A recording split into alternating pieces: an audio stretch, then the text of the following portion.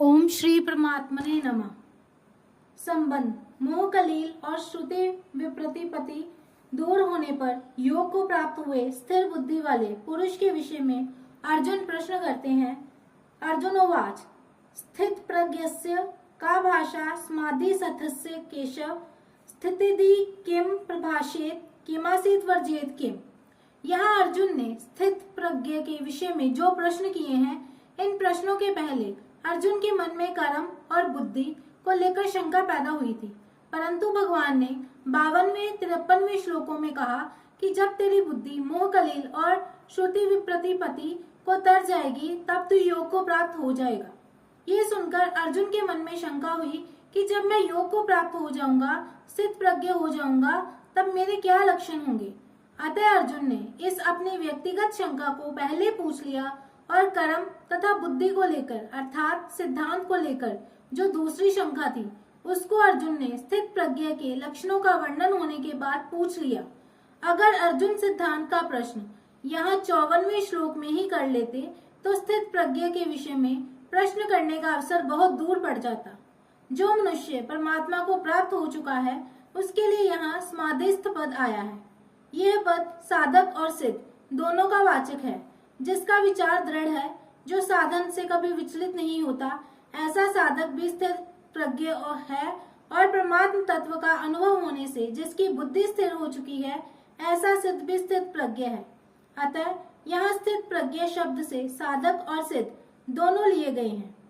पहले 41वें 45वें श्लोक तक और 47वें 53वें श्लोक तक साधकों का वर्णन हुआ है। अतः आगे के श्लोकों में सिद्ध के लक्षणों में साधकों का वर्णन हुआ है।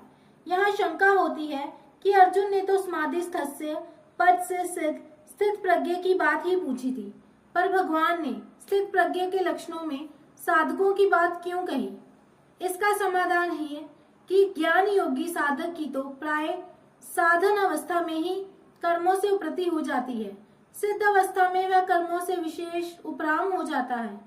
भक्ति योगी साधक की भी साधन अवस्था में जप, ध्यान, सत्संग, स्वाध्याय आदि भगवत संबंधी कर्म करने की रुचि होती है और इनकी बहुलता भी होती है।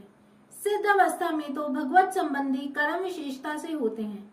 इस तरह ज्ञान योगी और भक्ति योगी दोनों की साधन और सिद्ध अवस्था में अंतर आ जाता है, पर कर्म योगी की साधन और सिद्ध अवस्था में अंतर नहीं आता। उसका दोनों अवस्थाओं में कर्म करने का प्रवाह ज्यों का त्यों चलता रहता है, कारण कि साधन अवस्था में उसका कर्म करने का प्रवाह रहा है और उसके योग पर आरूढ़ होने में भी कर्म ही खास कारण नहीं है। अतः भगवान ने सिद्ध के लक्षणों में साधक जिस तरह सिद्ध हो सके उसके साधन भी बता दिए हैं और जो सिद्ध हो गए हैं उनके लक्षण भी बता दिए हैं। परमात्मा में स्थित स्थिर बुद्धि वाले मनुष्य को किस वाणी से कहा जाता है, अर्थात उसके क्या लक्षण होते हैं, इसका उत्तर भगवान ने आगे के श्लोक में दिया है। वह स्थिर बुद्धि वाला मनुष्य कैसे बोलता है, इसका उत्तर भगवान ने 56वें 57वें श्लोक में दिया है।